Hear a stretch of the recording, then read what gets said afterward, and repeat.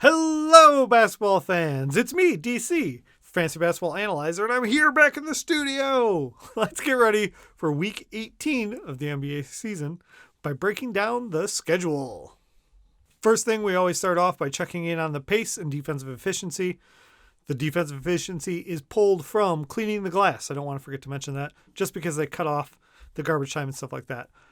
Part of why I mention that all the time is to give them credit where it's due. The other part is that on the website they ask, if you want to use this data, totally fine. Please mention it in your podcast and show. So cleaning the glass provides the defensive efficiency. They cut off the garbage time when starters aren't playing. We put them together. We get our averages. I don't think there's really any big surprises. I know I've been saying that the last few weeks, but I guess the biggest surprise for me is how many teams are above that 108 threshold. You know, at the start of the season, I was really only highlighting 5 teams in green, and that was usually the 108. If someone crept in there, you know, Brooklyn or whoever was like on the edge, then I would note it and say, hey, they're also there. Like, it's a good matchup. They kind of average this way, but we'll take a look. Or, you know, the exception of the Pelicans, I kept saying the numbers were a mirage. They had to get up there. Things like that. But right now, it's really expanded, right? Like New Orleans, Chicago, OKC, Golden State, they're all above the 108 mark. But when I'm just trying to say, hey, here's really where we want to capitalize, I just didn't feel like putting 9 teams in there. It feels like I'm not giving you the cream of the crop matchups if I did that.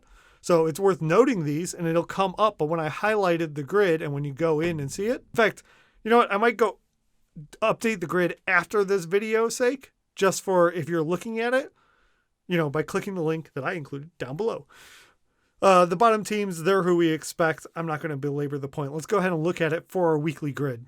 So overall, before we get too nitty gritty, the thing that should jump out at you is Toronto only has 2 games, which means in weekly lock leagues, pretty unusable. In daily change, it's also going to be pretty hard because that game against Brooklyn that you would kind of like on Wednesday, looking ahead to streaming, that's not a day you're going to be streaming too many people.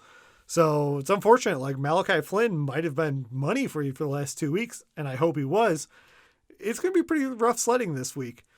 So weekly lock leagues, you just can't do it. Minutes are important all season long, but odds are your playoffs are starting. We're talking week 18 of the NBA season. Maybe it's called week 17 in your fantasy, but I believe the majority of fantasy leagues will be in the playoffs already or starting this very week. The leagues I commission start now, just because I didn't want to move it up even sooner and lose too much of the season.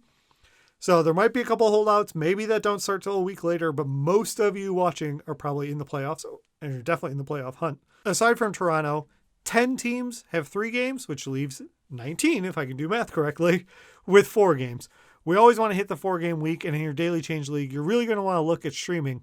I also want to mention right now, depending on how many moves you're making, whether in weekly lock league or daily change, if there's a waiver limit, take a look at what next week has in store. It's a big deal. If you're alive in the playoffs, starting the playoffs, whatever, 3 teams with 5-game weeks. So Dallas, OKC, Toronto. Toronto's not super usable this week. OKC only has 3 games, so you don't love it. Same with Dallas. That's how they get the 5-game week, is they have low weeks now. So they might not be the hottest pickups for you to use right now, but I want you to start thinking ahead. People aren't going to be talking about waivers yet for the next week. If your lineup's set and you're in weekly lock league and you can stash someone on the bench, start looking right now at Dallas, OKC, and Toronto pickups.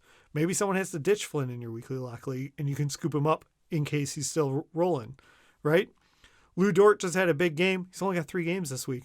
We can talk about more with the waiver show, but I want to put it in your head now. So if you're processing waivers over the weekend or you're just trying to plan out the week, like, this is the nitty gritty where you want to win. Let's take the edges that we can. Speaking of edges, if I wanted to look at one team that really stood out this week when I applied this like strength schedule filter, if you will, to it, Denver really stood out to me. 4-game week. They get Memphis, Portland, Golden State, and Houston. Now I've only highlighted Portland and Houston, but Golden State's above that 108 mark, like we've said before.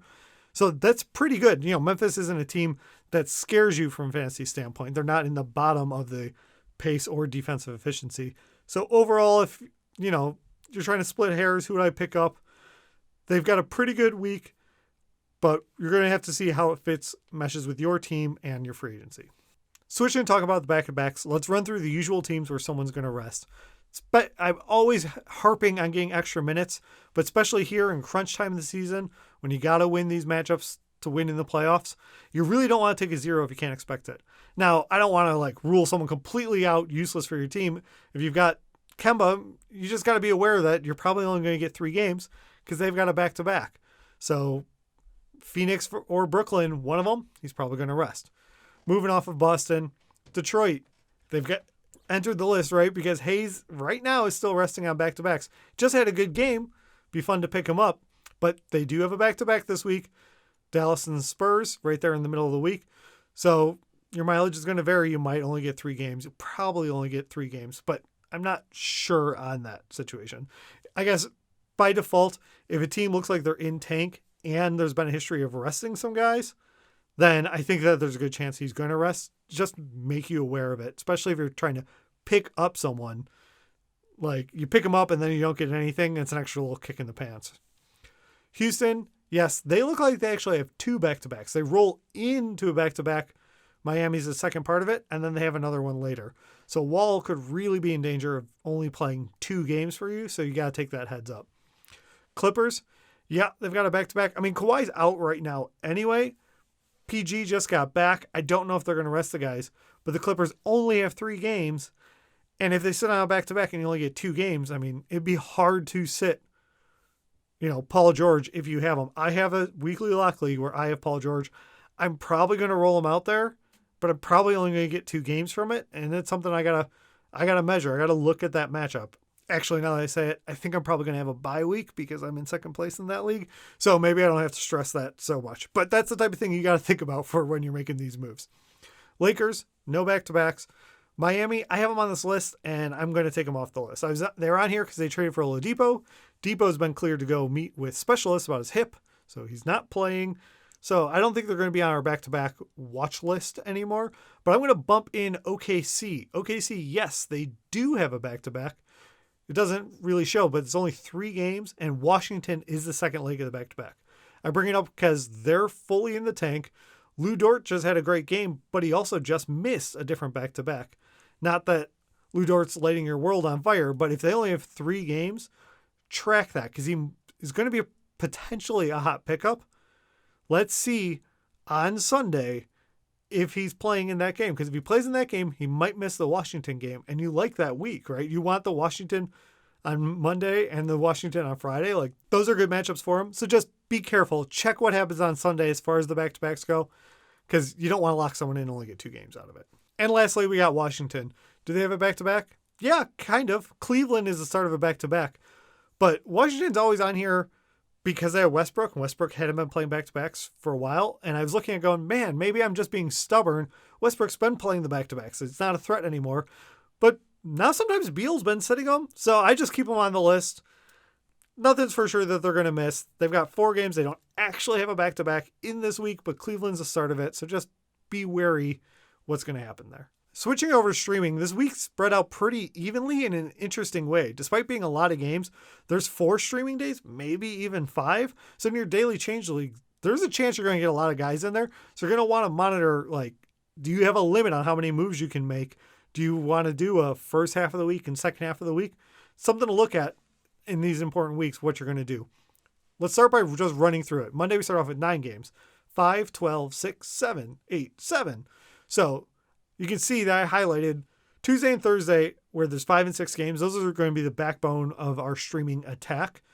Friday, Sunday, 7 games. That means less than half the teams are playing. You could probably get someone in there. But honestly, Saturday with 8 is a maybe. It's going to depend on who's on your team there. But you really want to, if you're targeting to get guys in, you're picking them up just to stream them and play them. Tuesday, Thursday is really the backbone. So I'm going off of teams that have games there and then also have an additional streaming day somewhere in the week. If you're going to be limited on the moves you're going to make, overall, the teams with the best streaming schedule, I highlighted Portland and Charlotte. They both have 4-game week. Charlotte's actually fall on all 4 streaming days, which makes them the ideal. If you're only going to pick someone up and you can plug them in, they're going to play for all your low volume days. You're going to get a lot of extra minutes there. Portland's got 3 out of 4 on the low volume days. Wednesday's basically a dead day. There's 12 games going, so 24 of the teams are playing. You're not going to get to play a streamer there. So that one game against Denver, you're probably not going to sub in anyone from Portland there. So those are the 2 teams overall if you're trying to like minimize your moves and maximize your games. But you might have other things you want to look at. If you can make midweek moves, take a look at Memphis. The 2 days with 7 games there, they play Portland both of those days. So they're playing strong matchups on streaming days. That's going to make me look at someone like maybe Grayson Allen for the end of the week. Does Grayson Allen annoy me? Yes. Do I wish he got less minutes from a basketball fan standpoint and a fantasy standpoint to free up some minutes for the guards? Yes, I do. But he's viable pickup. He's available in 76% of leagues right now. And if you can pick him up in the middle of the week and plug him in on those days, you can get some extra minutes there in positive matchups, and he could really get you some threes. So if that's the second half of the week, then you can look at some other teams. New Orleans plays Brooklyn and Orlando. You can make a 4-game week if you can pick up the right guys here. And that's really this week. Like, we're talking on Saturday here. Maybe you're watching this on Sunday. You might want to sit down and think about that, how to make those moves. If your team's set, I mentioned this before. Let's start thinking ahead to the 5-game weeks for next week. Go ahead and make some moves in the middle of the week. Maybe you pick up New Orleans or Charlotte, and then you start to transition already to get the jump on someone from Dallas, Toronto, or OKC, which are going to be as hot commodities in this 3-game week. But the value of that 5-game week is going to be huge next week, especially when most of the teams are playing 4. So it's something you want to think about now and ahead. Speaking of looking ahead, we're in the crunch time, right? I keep saying that over and over. Take a drink every time I said crunch time in this video. Anyway, the fantasy season's wrapping up, and I want to turn to you guys for what are you looking for in the playoffs? Should I transition to DFS? Should we just start talking basketball, going over box scores? Should we do a fun bracket challenge? So to the fans, I'm opening it up. Leave some ideas for me. What kind of content do you want me doing? What kind of shows do you want me making here as we start to transition out of our fantasy playoffs and into the real NBA playoffs, which I'm pretty excited about. What do you want me to make for you? Anyway, thanks for watching. Leave a comment about that below and go out and win your week. Thank you so much for watching. If you've made it this far, please hit the like button and leave a comment down below. It helps me grow the channel. If you want more videos like this, hit subscribe or even the little bell will give you alerts. And I'll be back soon with another video for you.